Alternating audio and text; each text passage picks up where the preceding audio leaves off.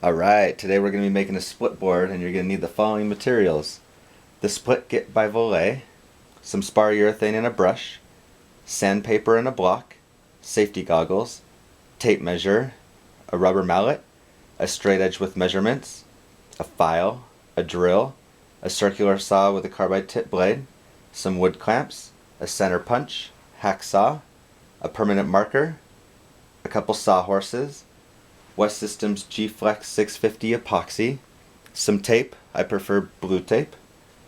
You're also going to need some bits for your drill, a Phillips head, a 1/8, a 3/16, and a 19th 64 drill bit, a 3/4 inch wood boring bit, and a 3/8 countersink bit. You're also going to need some manufactured wood. You're going to need at least one piece that's as long as your board and a bunch of smaller pieces. And of course you're going to need a perfectly good snowboard to chop in half. Today I'm going to be cutting in half my Salomon Sick Stick. It's a sweet board. It's going to be great for the backcountry. The first thing you want to do is take your bindings and put them on your board where you normally like your stance, and then outline them with blue tape. That way when you put the pucks on you have a better idea where they're going. You only have one shot at this because you'll be drilling some holes in your board. Next thing you want to do is put another piece of blue tape straight down the center of the board on the top and on the bottom. It's going to help prevent chipping. And also you're going to use a ruler just like this and then measure from both sides to the center all the way down the board. Do it every few inches because you're going to want a really straight line to cut down the center of. Now that you have all your measurements, you want to take a piece of your manufactured wood. The reason I use manufactured wood is because you know it's going to be straight. If you buy natural wood, it might not be straight. So you got to watch out for that. Also, it's super easy to flex with your board. So when you draw your line, it's all lined up.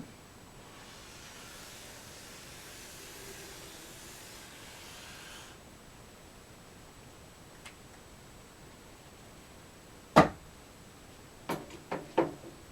then you can use the box from Voile on the edge. Line that up with your dots. And draw the same line.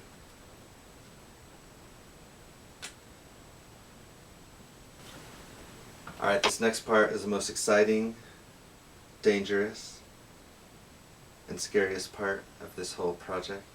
We're going to cut the board in half.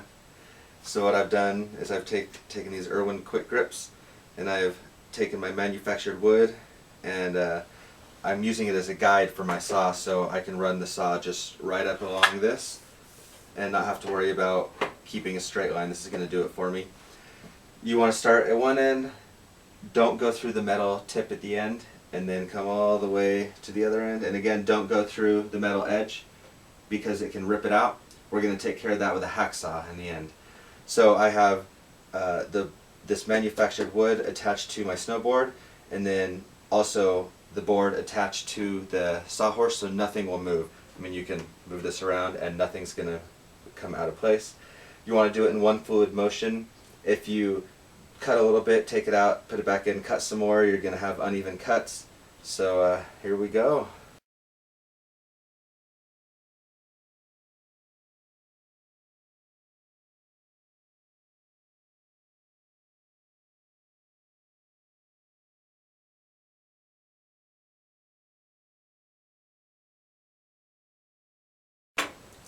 Well, that was fun. I'm glad that's over with. What I'm going to do now is take my hacksaw. You want a new blade if you have one. And you're going to cut through the metal tips where you didn't cut with your saw. Alright, now that my board's cut in half, I'm going to come through and take off all my tape. This blue tape should stick, but it's kind of weird texture on there because it was underneath this other tape. And then what you want to do now is take some rough sandpaper, and then you can get all the excess fuzzies, as I call them, off. And then when you're done with this, use some kind of block of some sort with some more sandpaper. And then on the top of your board, you're gonna scrape or your sand at a 45-degree angle like this. Because it's not as important that the top of your board touches the other top of the board. You want the bottom of the boards to touch, so you have a nice smooth bottom surface. So you can do that. You can use a file to get some of the metal off at the ends if the hacksaw didn't take care of all of it. But other than that, it's pretty simple. Alright, the sanding is done. As you can see, it's a very nice fit all the way down. Alright, now I'm going to seal the inside edges of my board. I put tape on the top so I don't have to worry about cleaning off the top of my board. I didn't worry about doing it to the bottom. The board came pre-waxed, which was nice, so I can just scrape it in the end and I'm not going to worry about it. But what I use is it's from Barthane called Sparurethane. I've used it in the past. Works fantastic. I've had no problems with it. So I'm gonna put this on the board just like this. Just a nice easy coat, nothing too thick. And what I'm gonna do is 4 coats over 2 hours, so basically every half an hour. And that should be sufficient. Once your inside edges are dry, you want to sand them lightly to give them a smooth surface. Once you're done with that, you want to find the contact points on your board. You're going to put it on a flat surface and then find where your board touches the surface, measure in 1 inch, and then that's where we're going to place our pivoting hooks.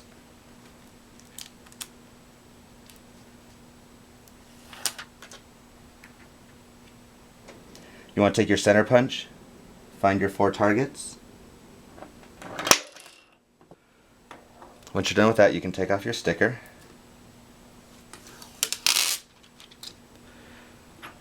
I like to put my pivoting hooks on here.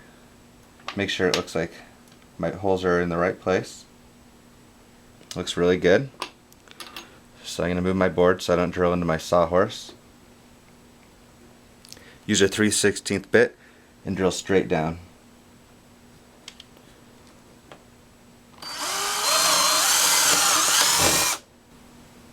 Once your holes are drilled, flip over your board, and you're going to take your 3/8 countersink bit and start drilling these out.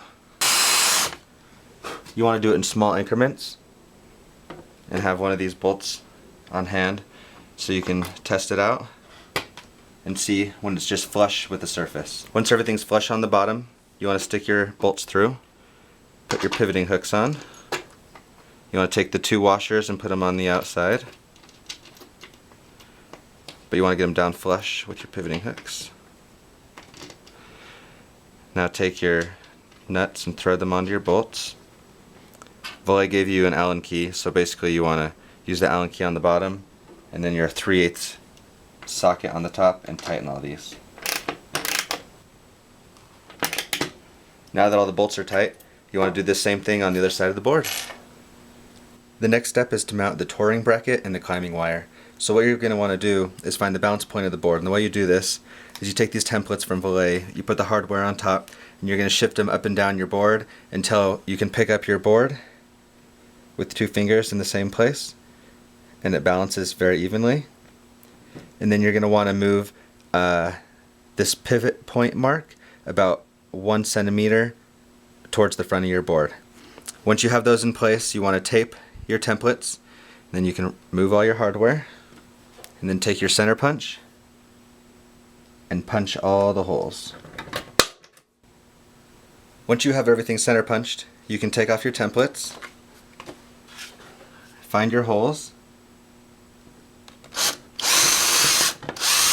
and you're going to make pilot holes with a 1/8 drill bit. Once you have all 5 done on each side, then you're going to use a 19th 64 bit to finish them off. Now you're going to use your 3/4 inch wood boring bit on the base of the board, just so when you put the T-nuts in, they're just below the surface.